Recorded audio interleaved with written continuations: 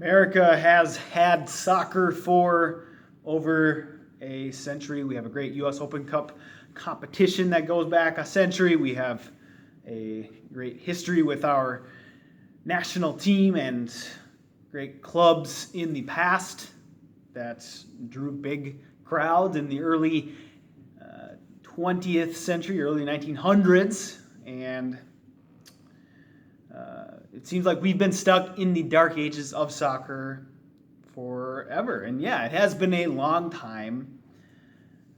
But it is amazing now here in the 2000s, especially with the advent and the peak of the internet age and how the world is fully connected. It's amazing to see how much the American soccer landscape has grown in the past 5, 10, 15 years. I'm 28 years old, and my first memories of the American soccer landscape was pre-MLS, or just about when MLS was founded. I watched a team called the Minnesota Thunder play in the old A-League. That was about the highest level of soccer you could get in America. It was about on par with MLS, maybe just below by the mid-90s. We rarely would get foreign club soccer on our televisions here. You're lucky to get maybe 1-2 games a week if you had, the premium cable package. Internet was the internet was just coming around, but there wasn't much to offer as far as games streaming.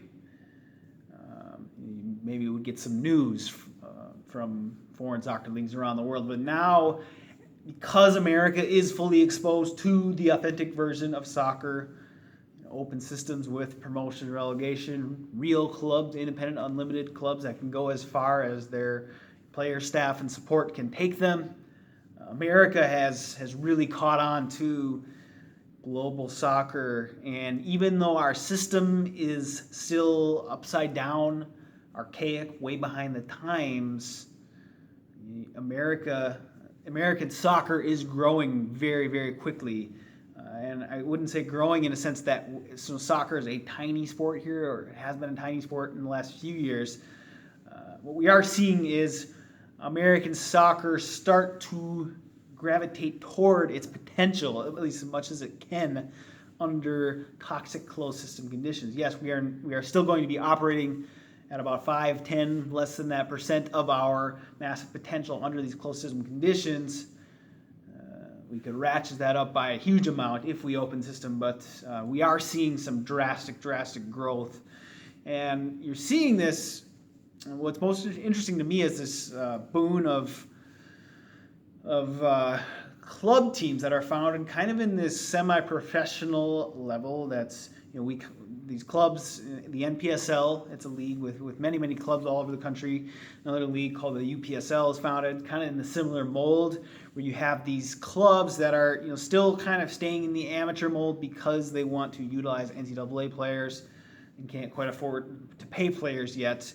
But they are starting to operate and run their ship as more professional outfits. It's not so much a Sunday league amateur side, maybe is in by definition, but they are trying to run things in a more professional manner. You see they have good web presences, good hardworking staff in the grassroots, supporters. All over the country you're seeing this. You're seeing clubs pop up each and every year now. We are seeing at least a dozen, if not more, new clubs popping up all over America, and we're kind of seeing this filling of potential launch pad for the future open soccer system. And of course, to get to an open soccer system, we don't need to have a complete set of clubs. It doesn't need to be the finished product from the start. We announced the open system first, of course. You can find, set up a container league at the top as Division 1. fill that with clubs, and then just kind of work your way down, have a preparation period of 3 to 5 years.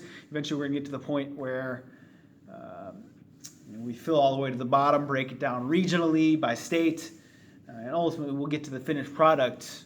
But it is amazing to see the growth of American soccer in the grassroots, despite a closed system with very little chance of return on investment. So people, players, coaches, staff, fans pouring their time, energy, and resources into soccer clubs, into American soccer, despite the closed system. It's just a testament to the massive potential we have here in American soccer, that people are willing to go out on a limb, pour themselves out for their soccer passion, despite having a very little chance of making something out of that, at least for now.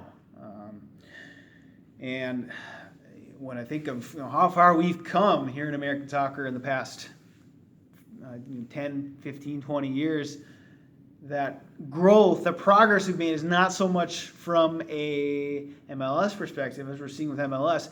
It actually captured the majority of the American soccer market when it was first founded, before we were exposed to authentic club soccer around the world. But as that's been introduced, as I mentioned, through the fully connected age of the internet and mobile devices, MLS is capturing a tinier and tinier slice each and every year. It's down to 6% when it comes to TV ratings, American soccer TV ratings. So what's becoming clear is that soccer continues to take root, continues to grow here in America. We are priming ourselves for a proper federation, USA Soccer governing federation, to come in and declare the system open and show proper leadership under FIFA merit-based mandates, and unite all clubs together under a set of united container tier leagues. We are primed and ready for that. Well, this MLS closed franchise model that's supposed to have minor league subordinate affiliates below it, that model, the market is speaking, and that model is fading into the distance. It really does not have a future in American soccer, and if we're smart, which I'm doubting that our current U.S. Soccer Federation leadership is interested in this, unfortunately. If we are smart, we would start to make the moves to announce concrete dates for the opening of the pyramid. From there, you will see not just the steady growth, you will see the growth multiply by many times with a real legit date set. Make it reasonable. Don't keep advancing it into perpetuity, but give something like, hey, we're going to open the system in 6 years.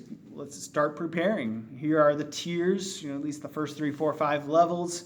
Let's fill in with various clubs, and then we'll build down into regional leagues and state leagues from there. You can publish prerequisites for participation in each division, stadium size, something reasonable, financial backing. Again, nothing over the top, just enough to ensure a decent level of stability. But it's doable, and we, as the American people, need to put the pressure on our leadership, American soccer leadership, the U.S. Soccer Federation, to make moves, lead us towards this open system. It is up to them to make the moves. It's not up to American soccer to grow itself to a point where, okay, finally U.S. soccer can say, oh, we're ready. They've done enough.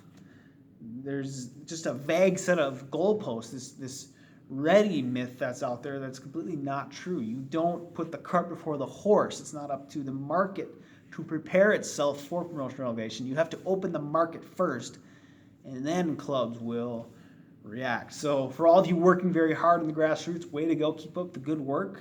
But it's not enough to just toil in the grassroots if you continue to exist in captivity. Maybe for some, that's what they want. That's okay. That's fine. Suit yourself. But for the rest of us, we all deserve a fair shot, a fair seat at the table of American soccer.